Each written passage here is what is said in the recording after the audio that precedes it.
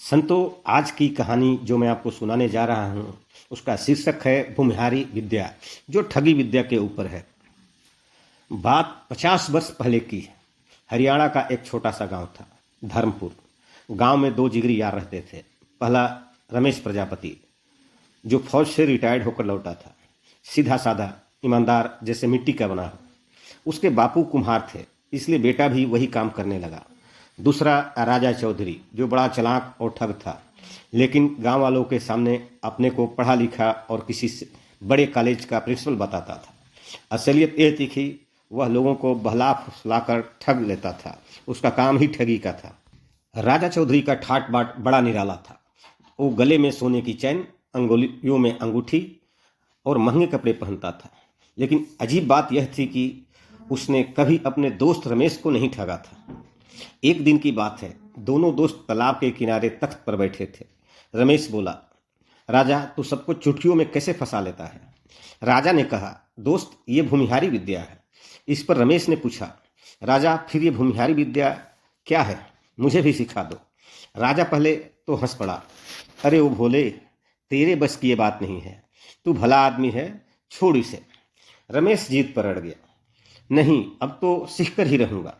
राजा ने थोड़ी देर सोचा, फिर बोला, ठीक है, पर इसकी फीस लगेगी।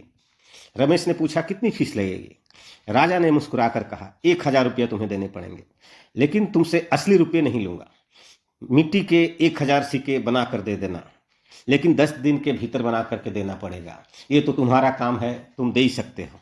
रमेश हंस पड़ा, यह तो आसान बात है, बर्तन बनाता ही हूँ, 5 दिन में ही दे दूंगा।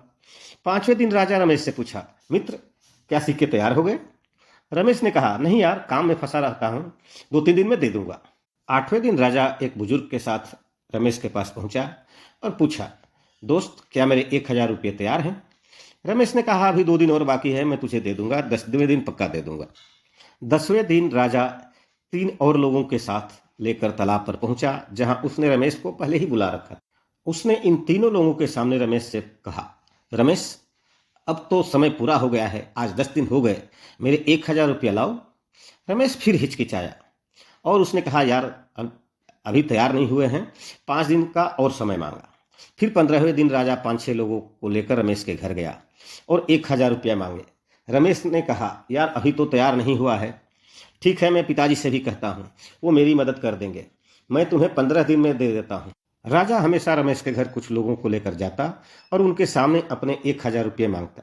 रमेश को यही टालते टालते 2 महीने बीत गए। एक दिन राजा सरपंच से कहा, मेरा दोस्त मेरा 1000 रुपया दबा गया है, कब से मांग रहा हूँ, हमेशा टाल मटोल कर देता है।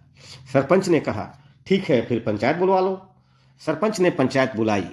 पीपल के पेड़ के नीचे चौपाल पर सब लोग जमा हुए।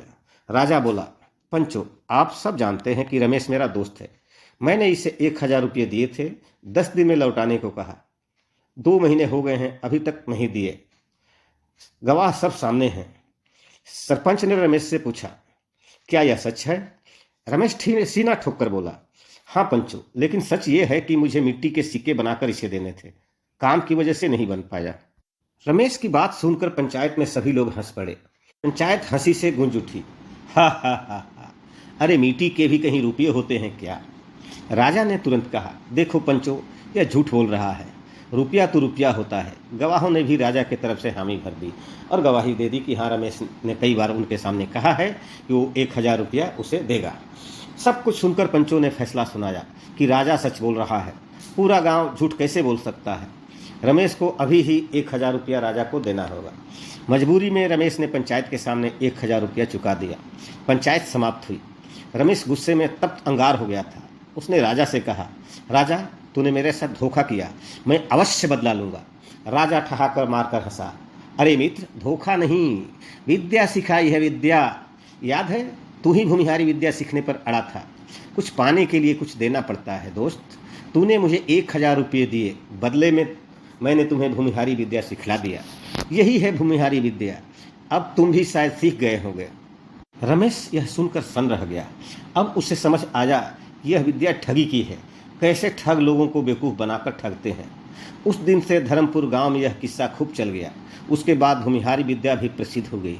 उसने राजा चौधरी से कहा कि ठीक है मित्र, अब तुम देखना कि इसका बदला मैं तुमसे कैसे लेता हूँ। लेकिन असल में रमेश प्रजापति ने जाना कि ईमानदारी और ठगी दोनों एक साथ नहीं चल सकती है, लेकिन उसने राजा चौधरी को चैलेंज दिया कि इसका बदला एक दिन वो अवश्य लेगा। संतों, कहानी का अभिप्राय क्या है? ठग और धूर्त लोग अपने लाभ के लिए बहुत बड़ा जाल बुनते हैं, जो शुरू में किसी शरीफ आदमी को बिल्कुल समझ में नहीं आएगा। उससे तब समझ में आता है जब वो धूर्त व्यक्ति के जाल में पूरी तरह से फंस जाता है। संतों, जितने बड़े बड़े ठग और लुटेरे हैं, आम जनता को लूटने के लिए बहुत बड़ी बड़ी प्लानिंग करते हैं। ठग हमेशा जनता को पहले लालच देते हैं, जिसमें उनकी ठगी की साजिश छिपी होती है, लेकिन असली में उनका मकसद जनता को बेवकूफ़ बनाकर अपना उल्लू सीधा करना होता है। संतों, ये कहानी का पहला भाग था। इसका दूसरे भाग में सुनिए, पढ़िए और देखिए कि क्या रमेश प्रजापति अपने दोस्त से बदला ले पाएगा। आखिर रमेश, एक धूर्त और जलसाज व्यक्ति, राजा चौधरी से कैसे बदला लेगा? यह जानने के लिए अगले एपिसोड में देखिए, सुनिए और पढ़िए कहानी जालसाज दोस्त। हर हर महादेव। ओम नमः शिवाय।